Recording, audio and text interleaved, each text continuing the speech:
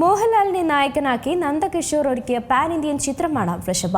മോഹൻലാലിന്റെ സൂപ്പർ ഹിറ്റായി മാറുമെന്ന പ്രതീക്ഷയിലായിരുന്നു ആരാധകർ. എന്നാൽ ബോക്സ് ഓഫീസിൽ വളരെ മോശം കളക്ഷനാണ് സിനിമ സ്വന്തമാക്കിയത്.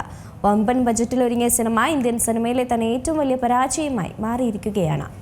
ആഗോള ബോക്സ് ഓഫീസിൽ നിന്നും വെറും 1.41 കോടി കളക്ഷൻ മാത്രമാണ് സിനിമയ്ക്ക് നേടാനായത്. 70 കോടി ബജറ്റിലാണ് സിനിമ ഒരുങ്ങിയത്. കേരളത്തിൽ നിന്നും വെറും 85 ലക്ഷം മാത്രമാണ് സിനിമയ്ക്ക് നേടാനായതും. ആന്ധ്രയിൽ നിന്ന് 12 ലക്ഷവും കർണാടകയിൽ നിന്ന് 6 ലക്ഷവും തമിഴ്നാട്ടിൽ നിന്ന് 5 ലക്ഷവും റെസ്റ്റ് ഓഫ് ഇന്ത്യ മാർക്കറ്റിൽ നിന്നും 13 ലക്ഷവും മാത്രമാണ് സിനിമയുടെ സമ്പാദ്യം. ഓവർസീസിൽ നിന്ന് 20 ലക്ഷം മാത്രമാണ് സിനിമയുടെ നേട്ടവും.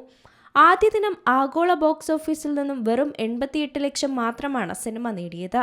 ഇതിൽ 46 ലക്ഷം മലയാളം പതിപ്പിൽ നിന്നാണ്.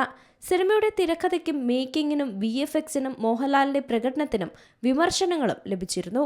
വളരെ മോശം എഴുത്താണ് സിനിമയുടേതെന്നും സംവിധായകന് മോഹൻലാലിനെ ഉപയോഗിക്കാൻ അറിയില്ലെന്നും കമന്റുകൾ നിറയുകയായിരുന്നു. പല സീനുകളും നാടകത്തെ ഓർമ്മിപ്പിക്കുന്നുവെന്നും സിനിമയുടെ മലയാളം ഡബ്ബ് അത് നിരാശപ്പെടുത്തിയെന്നുമായിരുന്നു അഭിപ്രായങ്ങൾ. ഈ ബ്രഹ്മാണ്ഡ പാൻ ഇന്ത്യൻ ഇതിഹാസ ചിത്രം മലയാളം തെലുങ്ക് ദ്വിഭാഷയായിട്ടാണ് ഒരുക്കിയത്. കൂടാതെ തമിഴ്, കന്നഡ, ഹിന്ദി ഭാഷകളിലേക്കും ചിത്രം മൊഴിമാറ്റിയെത്തിയിട്ടുണ്ട്. ശോഭ കപൂർ, എക്ത ആർ കപൂർ, CK പത്മകുമാർ, വരുൺ മാത്തൂർ, സൗരഭ് മിശ്ര, അഭിഷേക് വ്യാസ, വിശാൽ ഗുർനാനി, ജൂഹി പരേഖ് മേത്ത എന്നിവർ ചേർന്നായിരുന്നു ചിത്രം നിർമ്മിച്ചത്. മോഹൻലാലിന്റെ കരിയറിലെ ഏറ്റവും വലിയ പരാജയമായി വൃഷഭ മാറിക്കഴിഞ്ഞു.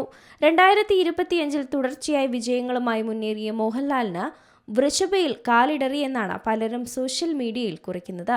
മോഹൻലാലിന്റെ ഈ വർഷത്തെ സൂപ്പർ ഹിറ്റായി ചിത്രം മാറുമെന്ന പ്രതീക്ഷയിലായിരുന്നു ആരാധകർ.